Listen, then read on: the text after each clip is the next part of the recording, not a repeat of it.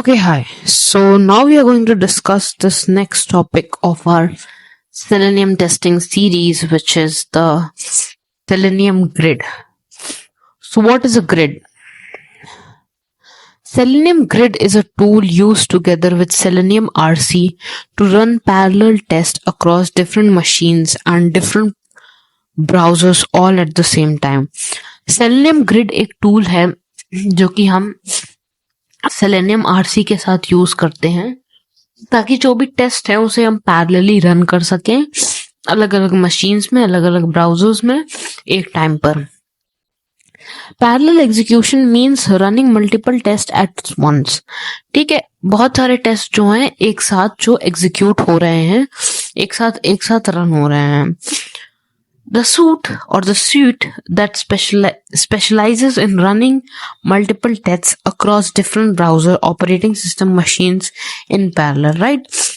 ये जो आपका पूरा सूट है या स्यूट है जिसको भी आप बोलते हैं या स्वीट है, वो आपका पूरा स्पेशलाइज्ड होता है मल्टीपल टेस्ट को अलग अलग ब्राउजर ऑपरेटिंग सिस्टम और मशीन्स में पैरेलली रन करने के लिए.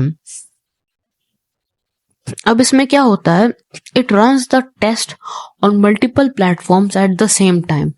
अलग अलग मल्टीपल प्लेटफॉर्म्स पे सेम टाइम पे इसे रन करता है. It is very similar and you doing multiple tasking on your mobile. जैसे आप अपने मोबाइल में मल्टीपल टास्किंग करते हैं, मल्टीटास्किंग करते हैं, उसी की तरह ये होता है. Hub and node concept, right? Hub and node concept होता है जैसे कि आपका हब है, पहला नोड हो गया आपका एंड्रॉयड फोन, दूसरा आई हो गया, तीसरा फायरफॉक्स हो गया, चौथा सफारी मैक हो गया. ठीक है, ये सारी चीजें हो गए. अब Selenium grid uses a hub node concept when you only run the test on a single machine called a hub, but the execution will be done by different machine called nodes. ठीक है, hub node concept पर ये grid आपका पूरा काम करता है. आप जो टेस्ट रन कराते हो वो आप हब पे रन कराते हो, लेकिन जो एग्जीक्यूशन होता है वो डिफरेंट मशीन डिफरेंट नोड्स पे हो जाता है.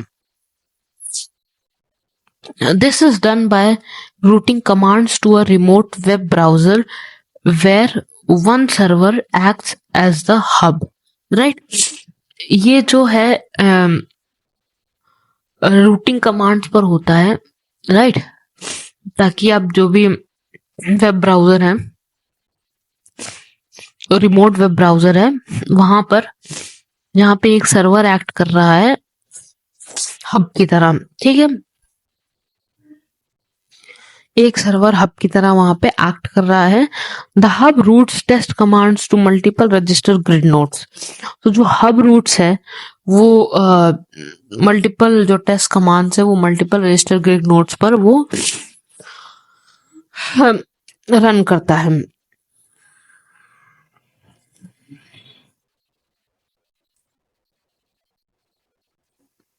तो जो हब है वो रूट करता है टेस्ट कमांड्स को मल्टीपल ग्रिड नोड्स पर. Hub conducts a concurrent execution of test on multiple machines managing different browsers centrally instead of conducting different tests for each of them. Hub जो है वो concurrent execution of test का जो है conduct कराता है अलग अलग मशीन्स पे, जिसमें वो डिफरेंट ब्राउजर्स को मैनेज करता है centrally instead of conducting different test for each of them.